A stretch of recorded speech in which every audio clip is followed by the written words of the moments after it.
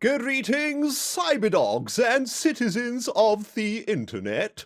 This is ReNDoG coming at you in another episode of Modded Minecraft from the FoolCraft 3 server.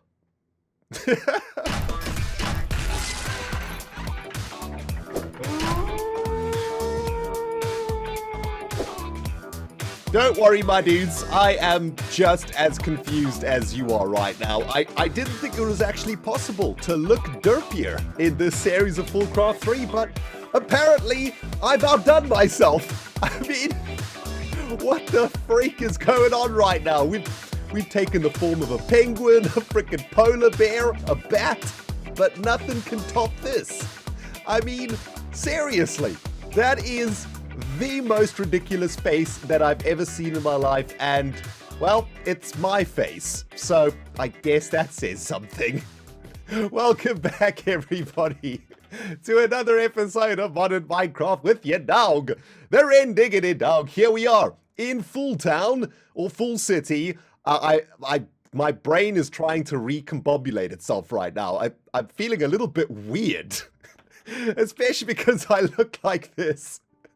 I don't think I can go into F5 mode anymore for a while, guys. It's killing me. By the way, the reason for the ridiculous introduction, it's the government's fault. Current rules: suit up, must wear your government-provided suit, and do your intro in F5 selfie mode with a posh accent. So we did the posh accent. We're wearing the suit, although for some reason my left paw is completely black. I'm either wearing a very dark glove or somebody chopped my hand off. So whoever made this suit, you suck. This government, I tell you guys, always disappointing me. Never getting things right around here. Unbelievable.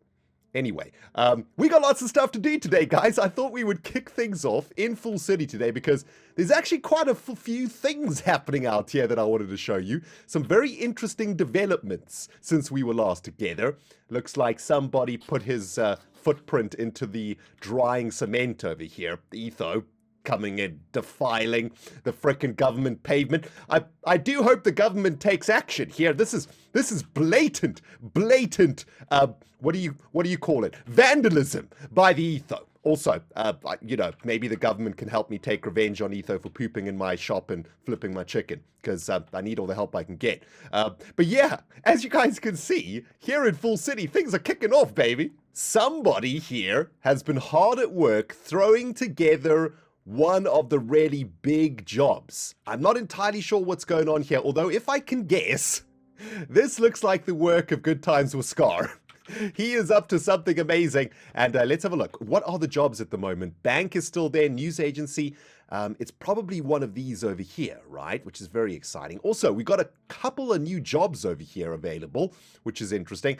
I don't think we'll look into these today because I do want to start working on our brand new Thankful Dinner shop. I mean, it's a brand new week on the server, and as the weeks go by, we're losing our cash money, baby. The Big Cheese Grill burnt down last week, and well, we need to get our profits back up and running around here, man. Also, no idea what's going on over here. R.I.P. Pat.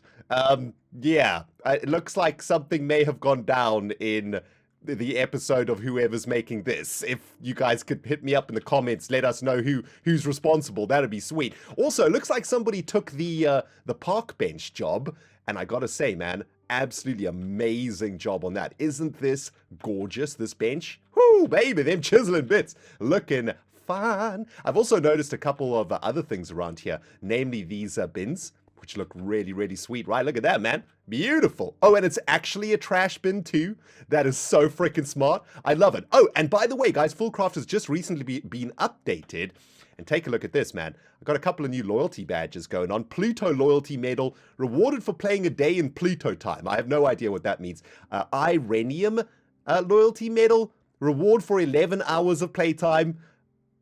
Wait a minute. Irenium, 11 hours? Is that specific to me?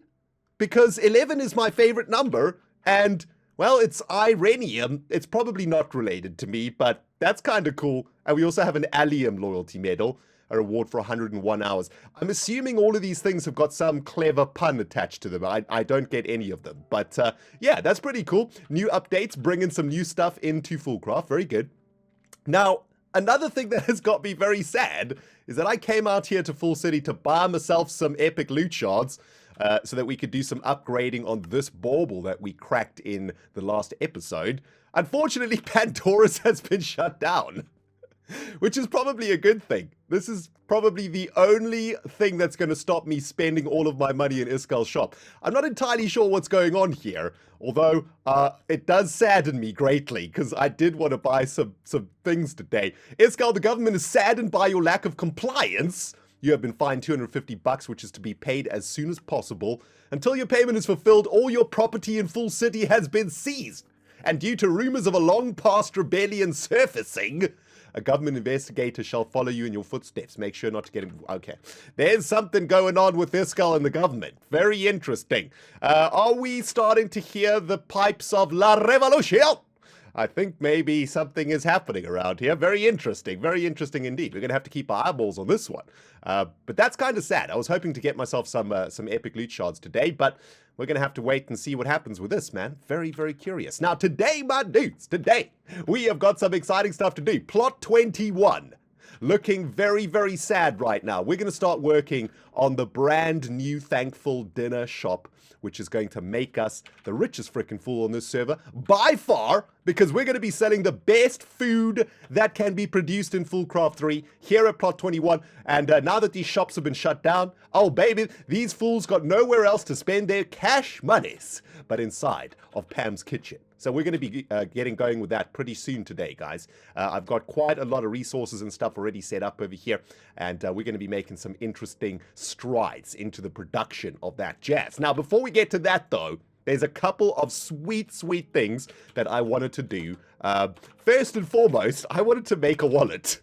Loads of you guys have been telling me about the wallet in the comment section, and well, it looks really cool. And of course, the wallet is going to be storing all of our fool's dollars and stuff, right? I guess it kind of acts just like a satchel, but look how cool it looks, though. Look at that.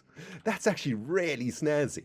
And that's actually going to be a pretty useful way for us to store all of our money, right? And speaking of money, it's a brand new week on the server, which means we just got paid, baby. Let's get our butts into our thing over here, and there we go. There's our $200 bill, and of course, we don't have to pay rent anymore, so all of our money goes directly into the wallet. Oh, and look at that. It actually looks like it's got money in it now.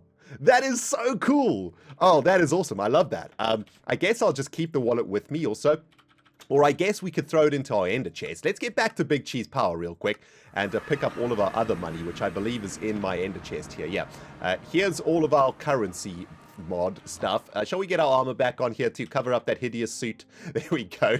And I don't know if it actually, like, does the wallet do more than just hold the money? That would be very curious. Like, does it count the money for you? Does it sort it for you? I'm not entirely sure. Let's have a look. Let's just drop all of our stuff in here. And I suppose it's just kind of acting like a wallet, I guess, right? So that's pretty sweet. How much money do we have left anyway after that spending spree last week? We've got, what, $420, 30, and 90, 490 and a smidge with all of the coins and whatnot. So that's pretty cool. I guess we can stick the coins on this side of the wallet. Yeah, the OCD is kicking in, and I've got to do this properly. You know how in your wallet you have like a section for coins and a section for notes? I mean, it is 2018. Some of you guys out there probably don't even have wallets anymore and probably just use money online, right? Like digital money. But yeah, there we go. Beautiful. That is a beautiful thing. I'm loving it, man. Also, by the way, a couple of weird stuff going on around here. We got more adverts popping up for the infamous white orb, the No Fool's Glaze. That looks like more Iskal shops. I don't know what's going on around here, guys. There's so much stuff happening on the server at the moment in Full City. The thing is, I don't want to get distracted today, okay? I need to keep focused because we've been working really hard on the production of Thankful Dinners, haven't we? And the good news is, look at that. 3,259 Thankful Dinners in the silo at the moment. Nice, good amount. Since we were last together, I have added a controller over here, which actually turns on this item duct here. So that basically begins the production of thankful dinners. Take a look at this. Boom, beep, meep. There we go. Thankful dinners should start popping out of there. There they go. Awesome. And of course, this button turns the whole factory on, and we should start seeing all of the produce coming out from the various pipes. I kind of wanted to call them butts, but family-friendly channel and all that. Anyway, there we can see all of the juicy ingredients coming through, and we'll start producing some thankful dinners here while we're together. That reminds me, we should probably get the factory up and running too, right? It's kind of like we've just arrived at a day of work, and we got to get everything up and running. So let's head up into the control room and get everything fired up, and then we can start focusing on the things that we actually want to do today. I've got the diesel generator running already. Let's turn on the bread maker, the milk, the salt, and the salt was already running, and the hydroponics plant. There we go. Beautiful. So big cheese power. Up and running, baby. Up and running. On stream a couple of days ago, we were working on the walls here, and I want to get that finished. Maybe we'll get that finished off today. We'll see how much time we have left. But yeah, I want to get walls up on all of our new buildings, because it's all looking a little bit janky at the moment, right? These buildings are completed. They look so freaking awesome. I want to make sure that all of the buildings here in Big Cheese Power are sort of as awesome as that. But yeah, we'll get to that a little bit later on, guys, because the first thing that I want to do with you guys today, man, oh, geez, I've been looking forward to this all week long. Last episode, we found this amazing pickaxe, didn't we? The Band-Aid. We upgraded it with a bunch of upgrade charms from Megaloot. It got multi-tool, indestructible, magnetic, and void filter on it. And by the way, figured out how the void filter works, right? So last episode we were struggling a little bit with using a cactus as an example. The void filter works as follows. If we add a block into the void filter, the block will get voided when we mine it. Okay, so it's not like the null charm where you pick the block up and it gets voided. It's when you mine the block, the pickaxe will actually void it, which is even more useful, I think, than the null charm option, because what we can do is we can add all the blocks that we hate in here, right? Like diorite and not andesite, granite, and all the stuff that we don't need. And of course, when we go to the nether, it's amazingly useful because we can just hack through netherrack and not collect all that netherrack up. So very, very awesome. However, I did ask you in the previous episode to have a think about what we should do to basically take our pickaxe to the next level. Firstly, we were thinking about a name for the pickaxe, and I think I have got a really, really cool name for the pickaxe. Let's just get ourselves an anvil over here. I think we've got a really cool name for the pickaxe that was come up by one of you guys in the comments, and thank you everybody for the awesome ideas, man. So many sweet ideas. I also asked you guys to think about what sort of enchantments we could throw onto the pickaxe to basically turn it into the ultimate pickaxe of doom and destruction. Okay, and I have managed to figure out exactly what we are going to be throwing on this bad boy, and it is going to be a sweet Maduts. First thing that I need to do though is find one of my pets. Hold on, let me just find one of my pets over here. Also, let's just drop off some of this stuff out of the inventory, because man, it's already getting clogged up, man. That's modded Minecraft for you, right? Look at this. I can't even, okay, geez, hold on 1 second. There's the pet. Okay, that pet's gonna come in handy a little bit later on. But first things first, I was going to do some vanilla enchanting on this thing, and you guys in the comments actually stopped me in my tracks, because take a look at this. There is something called the Enchanter from Ender.io, which is a very useful tool in FoolCraft 3 that makes enchanting stuff so much easier. To make an enchanter, all you need is some diamonds, a book, and some dark steel ingots, which is super easy to make. All you need to do is jam some iron, some pulverized coal, and some obsidian into an alloy smelter, and boom, you get yourself some dark steel ingots, and you just need 4 of those. Super easy to make this thing. Oh, and by the way, in the latest version of FoolCraft 3, Ender.io has been updated. Or even the textures have been updated at least. So very interesting. There's new textures on the Ender.io, which I think I like. I definitely like the power cable more. I think that looks pretty cool. The item conduit, yeah, looks also pretty cool too. Anyway, this enchanter from Ender.io, guys, is really, really sweet. Let's crank this sucker open and let's have a look at it, because this is a super useful thing that I've been getting into over the last few hours or so. Take a look at this. Using different materials, you can actually create basically every single enchantment that is available in FoolCraft 3. Anything from Bane of Arthropods all the way up to the weird ones like Luck of the Sea, Sweeping Edge, and Soulbound, and so on. So all very, very interesting things. Now, of course, the trick to this is being able to create this pickaxe or be able to enchant this pickaxe with the maximum amount of enchants that are possible. Of course, when we enchant a pickaxe, we can only do it so many times before it becomes too expensive to do. So we got to be a little bit careful when it comes to what we choose to enchant onto our pickaxe. So I have chosen a few enchantments that I think are going to be very, very good for our pickaxe. And we're going to go through them. Firstly, we want to put sharpness onto the pickaxe, okay? So to do that, we're going to need 15 lapis and 60 quartz, right? So I think I've got everything here to do this. So take a look at this, right? We're going to find sharpness, which is over here. And we can do this. Missing items. Oh, we need a book and quill. Oh, that's what I haven't made. I haven't made a book and quill. I'm an idiot. I need to make a few books and quills. But basically, I'll do all of that off camera because it's fairly simple, right? You stick your book and quill in here, you put your ingredients in here, you pay the XP that's required, and boom, you get the book. But these are the enchantments that I want to put onto this bad boy. Sharpness 5, because it's a sword, of course. We want to put on looting 3, potentially, if we can afford it. We don't need to put on fire aspect, of course, because we have this blaze pit, which gives us fire damage on attack. That basically gives us fire aspect. So that way we can actually save on one of the slots for the sword, right? For the sword section of the pickaxe. We don't want to put Silk Touch on because we definitely want to be breaking the ores like lapis and diamonds and whatnot. We're going to throw on Efficiency 5 because it is, of course, a pickaxe. And we don't need to put on Unbreaking or Mending because it's indestructible. So we save ourselves 2 slots there. Fortune 3 is obviously one that we want to be sticking onto it. And I think we want to be putting Sweeping Edge 3 on too because at the moment it's a single target weapon and it's a little bit of a pain to get through a roguelike dungeon when you're hitting one thing at a time. So we want to get Sweeping Edge onto it for sure.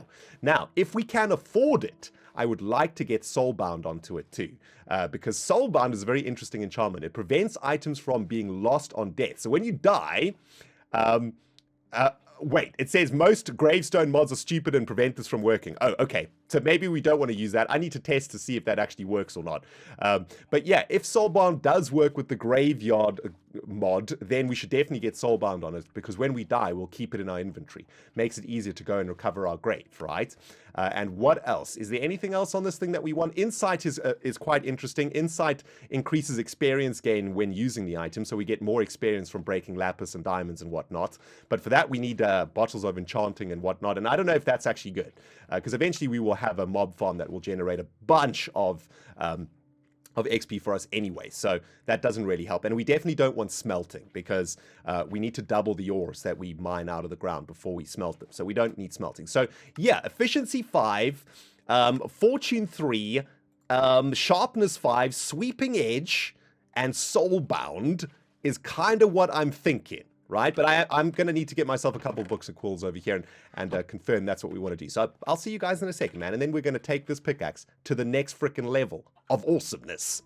Jeez, guys, it blows my mind to think how hard I would have to work in vanilla Minecraft for a Fortune 3, Efficiency 5, Sweeping Edge 3, and Sharpness 5 set of books. My goodness, it would take a long time. But with the Enchanter from Ender.io and FoolCraft, it is super easy, man. It's taken me about 20 minutes or so to throw these books together over here. I've had to go back and forth to the Nether a couple of times to get some XP. We need about 33 XP to make each of these books, and I just go to the Nether and harvest Nether quartz, which is one of the fastest ways that I think you can actually get XP in Minecraft. So pretty good, without some sort of a mob farm, of course. But yeah, it's been pretty easy. So emeralds make Fortune 3. Iron makes Sweeping Edge, Nether Quartz makes Sharpness, and Redstone makes Efficiency inside of the Enchanter. And, well, there's one more thing that I want to throw on this pickaxe over here, this pickaxe of delight, and that is something called Vorpal. I've been having a look through all of these things, and I got some advice from you guys in the comment section, and check this out, man. Vorpal 3 is pretty sweet. Randomly performs powerful attacks and decapitations. So this is a great enchantment to have on your weapon to pick up all of those very valuable mob heads that you need for so many different recipes and stuff in modded, right?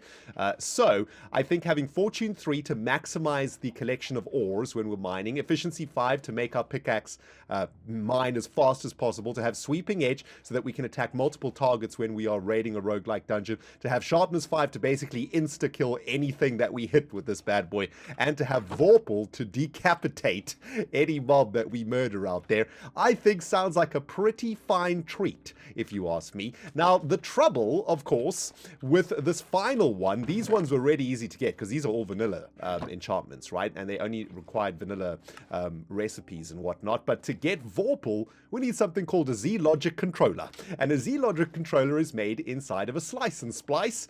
And you need to put a mob head in there, and you need to have silicone, and you need to have solarium ingots and all this other jazz. But before we could even think about cooking up a Z-Logic controller, we got to cook up a slice and splice from Ender.io. And, well, a slice and splice is pretty pricey. We got to make all of this stuff, which is fairly easy. Solarium ingots are literally just made by smelting gold and soul sand in an alloy smelter, so super easy. But the Soul Machine chassis is actually kind of tricky to make because we have to make a different type of powder coating to make this particular machine chassis. We've been making another type of machine chassis for the alloy smelter and the sag mill and whatnot, but the solar-tuned powder coating requires some crushed lapis, some crushed quartz, some organic black dye, and some organic brown dye, so a little bit of a pain in the butt to make. However, we got a little bit lucky in setting up our base here in the Outback, because take a look at this. To make this brown dye for this particular powder coating, we need something called twigs and prunings. And to get in an alloy smelter with some slime. And, well, Iskal pranked us with the Mr. Pink slime, right? So we got a bunch of pink slime out of that prank. Perfect for us to use out here. And to make twigs and prunings, we've got a sag mill, a shrub. And, of course, well, we live out here in the desert, and there are a ton of shrubs all over the place. And, well, all we're going to need to do, I think, is get ourselves a couple of shears going here. And we're just going to simply have to, maybe this can actually collect the shrub. Let's have a look. No. Oh, geez. I thought this might act as a shear, but apparently not. But yeah, we're surrounded by shrubbage right now, which is excellent. And all we're going to need to do, of course, is get for ourselves a shear, and we'll be able to pick up all of these shrubs and then sag mill them down into what we need for that brown dye, right? By the way, while I've been mining away in the nether today, I noticed something kind of interesting about the changes to Ender.io. So as I mentioned earlier, Ender.io has had a little bit of an update, hasn't it? It looks like a texture update here. And it looks like Ender.io has decided on a new color for its power, which is very interesting. Take a look at this. The color bar on the Staff of Traveling has changed also. And we can see that the capacitor banks have now this sort of purple thing because Ender.io has its own power source, which I think is called Infinity. Or something like that. But yeah, I guess Ender.io power is now purple instead of red, which is cool. Kind of differentiates Ender.io power from other types of power sources, right? So that's really sweet. I love seeing those little changes to mods, man. Really, really cool. Anyway, so check it out. We're going to stick some dead bush action in here, and that's going to create us the twigs and sticks and stuff that we need to create this brown organic powder here. So that should be pretty easy to do. And to make the other one, I think we've made this one before, the organic black dye. Let's have a look. How do we make this one? Yeah, this is just pulverized coal with slime inside of the alloy smelter. So super easy to make. So thanks, Iskal, for all the slime, my dude. It's actually coming in mighty handy right now. As many of you modded Minecraft players out there will know, it's always a bit of a pain in the butt getting your slice and splice set up. But man, once this thing is up and running, you get a lot of options opened up to you. Very, very exciting. Just finished making this thing and plunging it into a little bit of power over here. And I've got everything that we're going to need to make some Z-Logic controllers. And I think you can just hold shift and left click the items into it. Yeah, so it's super useful, right? And there we go. We're going to create one of those. And let's line up another couple of these too. I think we have to do one at a time here. And this is going to make our Z-Logic controllers for our Vorpal 3 book. So super exciting. There's one of them. Beautiful. And we'll get one more lined up here. And yeah, we'll let that cook away for now. We still need to, of course, get enough levels to be able to make this final book. So I think I'm probably going to have to quickly pop back to the nether real quick. I'll show you guys exactly what I've been doing here. Let's get the glider activated. fiddle with our nether portal pet. Hopefully he doesn't drop us in lava again. There we go, we're looking good. And yeah, I've literally just been coming to the nether and looking for nether quartz. And as I've added netherrack into the void of our beautiful Megaloot pickaxe over here, it's been pretty easy to do because we can literally just rip through netherrack like this, stupid bats, and we can even vein mine it away, right? Just vein mine like entire chunks of netherrack away like this and find some of this juicy quartz and just vein mine it away, and that is how I've been getting a ton of experience. As you can see, you get a ton of experience from mining netherrack, and yeah, with a little bit of flight in the nether, the place isn't actually that bad. In fact, it's kind of peaceful, man. I kind of like being out here. It's fun, but yeah, it takes me about 10 minutes or so, I guess, to get up to level 30. So let me get myself enough levels over here, guys, make that final Vorpal 3 book, and then we can enchant and name this beautiful pickaxe over here, which is the joy of my life right now. Oh, I love you so much, pickaxe. You're so freaking epic. Oh, hi there. The camera's on. This is kind of awkward. Hi, Cyberdogs. I've just been spending a bit of time staring at my beautiful pink pickaxe because, let's be honest, it is a sweet and glorious sight.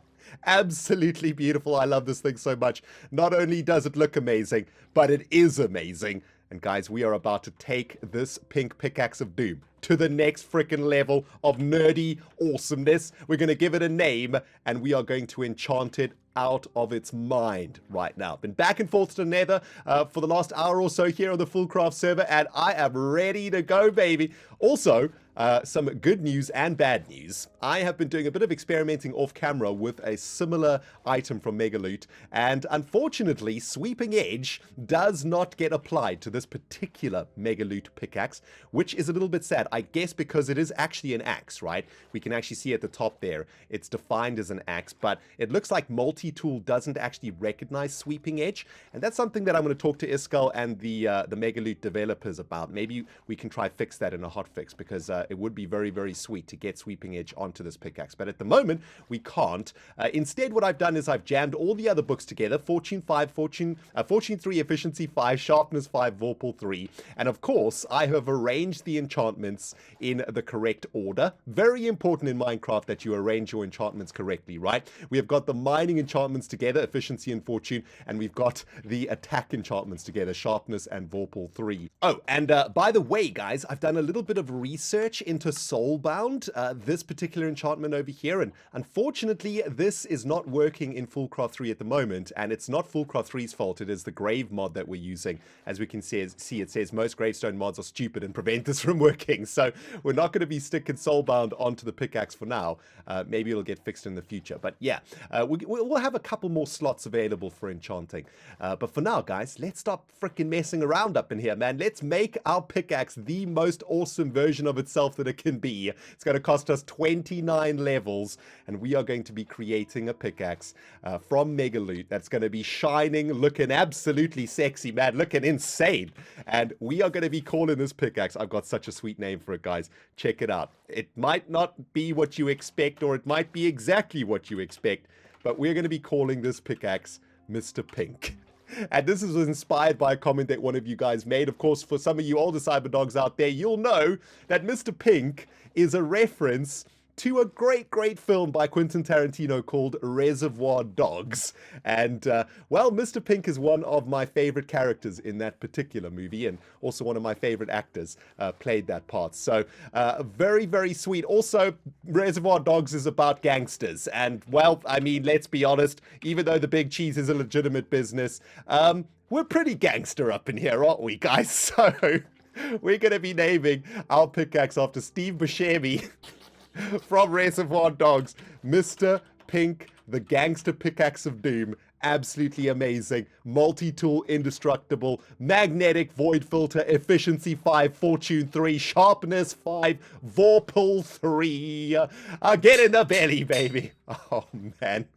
Look at that thing glowing, guys. Absolutely insane. Did that actually enchant properly? Yes, it did. Look at that. All of those enchantments on it. And doesn't it look beautiful right now? Not only is the model amazing, but now it's got the enchantment glow. And guys, this is probably the best tool that I've ever had in Minecraft, in modded Minecraft, ever. I might have had like a better tool at some point, in my modded Minecraft experience, but as far as like joy brought to me by tool, this is the most joy that I have ever received from creating a tool in Minecraft and in modded Minecraft. Man, shall we give this bad boy a run? Shall we put Mr. Pink through the paces? Look at that. Insta-mine blocks, one click, breaks smooth stone, which is insane. Instant void mine, of course. Goodbye. Instantly fragged. And of course, instant void or instant mining any of these ores, I think. Pretty much instant mining of any of these blocks. Freaking amazing.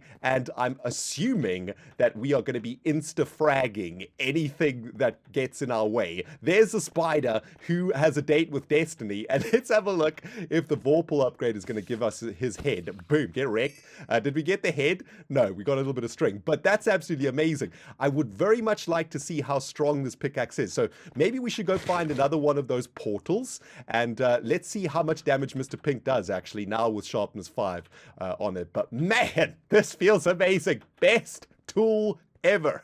Mr. Pink, I freaking love you, man. Okay, so the last time we took on this portal with an unenchanted Mr. Pink, it took about 2 hits to kill one of the knights, right? Let's have a look if we've improved that at all, and if we one-shot these things now. Oh my goodness, we actually one-shot these Crimson Guards. That one kind of didn't one-shot. Maybe that was the Vorpal extra damage kicking in that killed the first one. There we go. We got a couple of one-shots coming off now, and these things are just getting absolutely annihilated now, aren't they? They don't even stand a chance against us now. That is absolutely ridiculous. And man, how many things are coming out of this portal right now? Jeez, that's ridiculous. Did we manage to decapitate any of them? No, but yeah, certainly Mr. Pink ripping a new one for the mobs in Minecraft. Amazing. I'm so proud of this Mr. Pink, guys. He is amazing. One final speed test for today. How quickly do we hack through a block of obsidian? In about 1.5 seconds, I guess. That is pretty ridiculous. I love this tool. Now that, cyber-diggity dogs, is a mighty purty piece of plankage, if you ask me. And yes, I had to practice that a few times to get it out on the recording. But yeah, beautiful looking bit of wood, isn't it? Unfortunately, it comes from the jacaranda tree, which looks a little something like this. And isn't that a beautiful tree, by the way? Absolutely beautiful leaves. Also, jacaranda is one of my favorite trees in real life.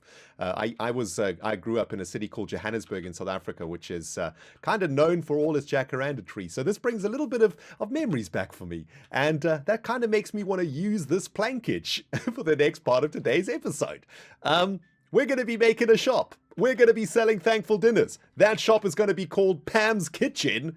And that shop is going to look a little something like this. We're going to be using the bricks that we have been using at Big Cheese Power, but we're probably going to mix up the design a little bit. But I want to use the bricks that we've been using, and I also want to be using a few of the beautiful support pillars that we've been using over at the Big Cheese Power Plant. I want to create kind of one of those red buildings that you see in New York, right? Or in Brooklyn or something. You know, those like old school, old town red style buildings. And these bricks actually gives us a pretty good mix of those type of building materials, right? Let's have a look at this one, for example.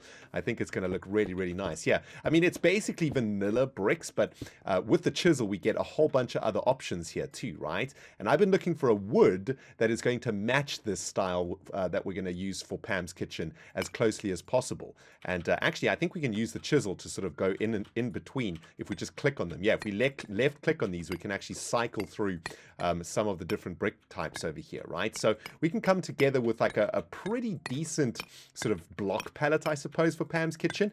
And I think that the bricks that we use need to sort of match the wood that we use. I want to have a wooden floor in our Pam's Kitchen restaurant. And I've been looking for a wood that has a little bit of red in it, right? A little bit of orange. And it looks like the jacaranda plank actually has a little bit of orange inside of it. If we have a look at the two colors here, they do match each other quite nicely. I know that we're kind of using the same things again, but I think it's pretty sweet. It makes sense to me that we do use it, right? Because, well, it's Big Cheese Power that is allowing us to create all of these thankful dinners for the server. And it's Big Cheese Power that's going to be making us a bunch of cash monies, baby, because we're producing all of these things. And I don't know, almost to pay homage to Big Cheese Power, I'm kind of keen to use this sort of block palette for our shop. And I mean, we already know that these colors are matching each other quite nicely. And when somebody sees Pam's Kitchen in Full City, they'll know that it comes from Big Cheese Power, right? Just by looking at the block palette. But yeah, that looks really, really sweet to me. I love the jacaranda planks. I think those are absolutely perfect.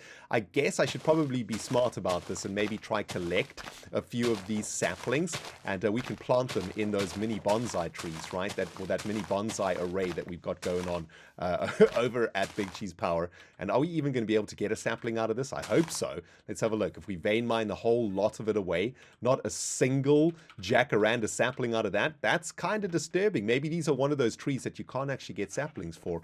Let's try on this one. Do we get a sapling out of that? There we go. All right, beautiful. All we need is a couple of jacaranda saplings, and we can start sort of farming a little bit of this jacaranda wood back at Big Cheese. But yeah, looking good, right, guys? That's going to be pretty sweet. By the way, Mr. Pink is absolutely insane. I have to try control him because one like touch on the mouse pretty much breaks any block instantly, so it's kind of tricky to use Mr. Pink right now. I think I have to get used to him. But yeah, that is the style for the kitchen that we're going to be creating, or the restaurant, and I think that's going to look pretty good, guys. R.I.P. Pandora's, guys. I've been chilling here on this park bench, itching to crank open a booster pack, man. The nerd inside of me is hurting right now.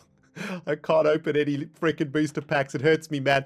Instead, I've just been chilling here trying to figure out exactly what Pam's Kitchen is going to look like. And I'm super excited about this build, guys. It's going to be really interesting. I've discovered quite a few things about this particular brick palette that we're using, and it's kind of awesome. I think we're going to be able to make this shop look absolutely amazing. Way better than the Big Cheese Grill. That's definitely for sure. But a lot of these different brick chisels here actually work together in a very, very interesting way. And take a look at this, man. I've made a sort of basic design of bricks over here using this one, which is called the arrayed bricks. But if we just take our chisel, our diamond chisel that is, and left click on some of these blocks, as you can see, we can add a little bit of interesting variation into the wall, because there's a couple of these designs that actually match the overall design quite nicely, and it almost looks like it's not so symmetrical over here, right? Because currently all these bricks look exactly the same, even though there is some variation in them. It does look a little bit odd every now and then, and I want to add a little bit something different into the wall design every now and then, right? So even that one's like sort of sticks out a little bit, but at the same time it might match, although over here those sort of concrete bits are not really matching each other, so we've got to be a little bit careful with the ones that we choose. But that one sort of matches quite nicely, and yeah, pretty interesting. We can even get some cracked ones in there, which I think looks pretty cool. And yeah, we're going to be able to work pretty nicely, I think, on creating a nice variation pattern in the walls. I've been having a look on Google at a couple of pictures of stone brick buildings also, and I think we could do something a little bit interesting on the outside over here. I'm going to stick these panel bricks into the chisel itself, and that's going to turn whatever block I left click on into the block that I've specified over here. And here's something that I want to try out with you guys. This is quite a common pattern, actually, in buildings that I've taken a look at on Google, where you have this sort of, I don't know, this sort of intersecting thing going on. I don't know exactly how to explain it, but you have like a solid pillar up here, and then it kind of goes into the wall, so to speak. And that doesn't quite look exactly the way that I've seen on the pictures. I think I'm going to have a look. I think maybe instead of having them at different heights, I think we probably go on the same heights like that, right? And that could create an interesting sort of effect on the side of the building here for us. And maybe this will continue on the bottom of the building like this, maybe. That might work out quite nicely. Maybe we need to make the building go a little bit higher. And maybe we need to get even more insane and work on a little bit of depth over here. What happens if, for example, we push these back? Will that actually break the lighting of it? I think that might break the lighting of it a little bit too much, but we could chisel all of these blocks back one like that, and that actually works out kind of interestingly, doesn't it? It adds a little bit of depth into the wall, adds a bit of weird color into it, a little bit of lighting too, but that kind of looks pretty sweet, man. I'm gonna have to experiment a little bit more with this. I think we're cooking with gas out here right now, guys. There's a couple of very important points that I need to make about the building of Pam's Kitchen, guys. And it's these points that are sort of guiding me in this particular project out here in Full City. Number one, I want this building to be the most beautiful building that has been constructed in Fool City so far. I think we're probably going to be competing with this one behind us because that looks absolutely epic. But as far as the small shops are concerned, like Pandora's and, well, the Gok and Jank Emporium's burger joint down there, excuse me. I want Pam's Kitchen to look absolutely amazing. I want it to be one of those restaurants that, you know, you're walking down the city. You're in a city, right? You're in New York. You're in London. You're in somewhere awesome.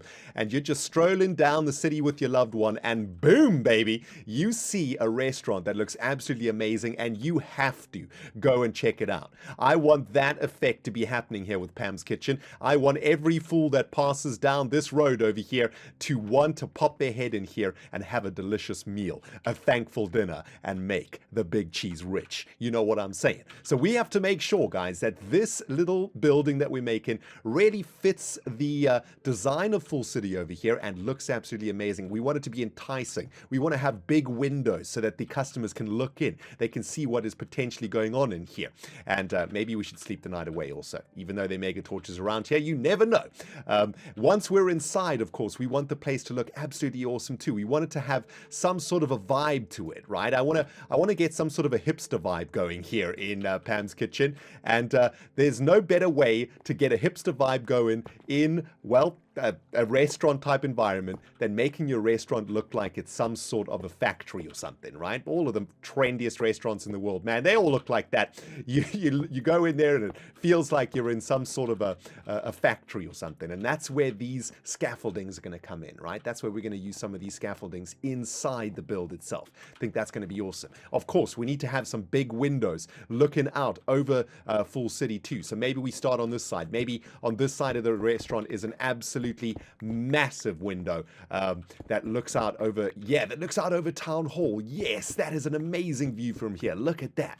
That is gorgeous. And of course, what we need to do is ensure that the design for the windows all look the same. So what we'll do is have these sort of, I don't know, window sills, I guess, at the very bottom of the windows. And doesn't that look sweet, man? That gives us a beautiful view over the city. And maybe we'll get a neighbor or something over here that'll look pretty cool.